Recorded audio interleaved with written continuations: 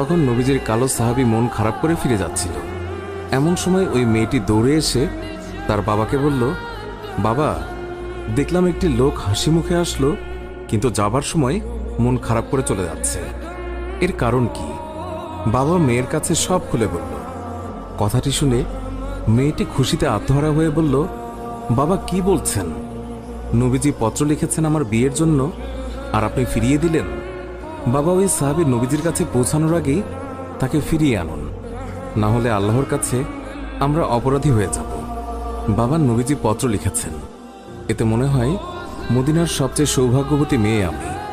মেয়ের মুখে এই কথা শুনে বাবা আলহামদুলিল্লাহ বলে ওই সাহাবীকে ফিরিয়ে নিয়ে আসলো। বলল, তুমি যে আমার মেয়েকে বিয়ে করবে, দেনমোহর হিসেবে কি দেবে?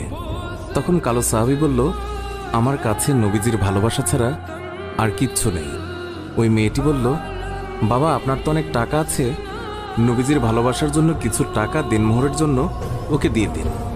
মালিক আরও বলল, বিয়ে যে করবে, কিছু কেনাকাটা করেছ আমার মেয়েকে সাজানোর জন্য?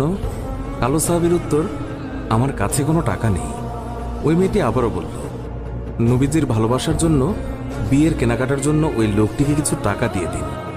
অবশেষে নবীজির ভালোবাসার খাতিরে মালিক সাহাবীকে কিছু টাকা দিয়ে বলল, যাও বিয়ের বাজার করে নিয়ে এসো।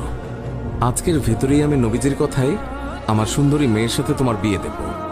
নবীজির কালো সাহাবী মনের আনন্দে বিয়ের বাজার করতে রওনা হলো। বাজারে গিয়ে কিছু কেনাকাটাও করে। হঠাৎ দেখল মানুষ দৌড়াদৌড়ি করছে। কালো সাহাবী বলল, কি হলো, সবাই এমন দৌড়াচ্ছে কেন? দোকানের মালিক বলল, তুমি যাই কিনবে তা পরে এসে কিনো। আমাদের সম্পদ মুসলিম বিশ্বের হযরত মুহাম্মদ সাল্লাল্লাহু আলাইহি ওয়াসাল্লামকে শত্রুরা আক্রমণ করেছে।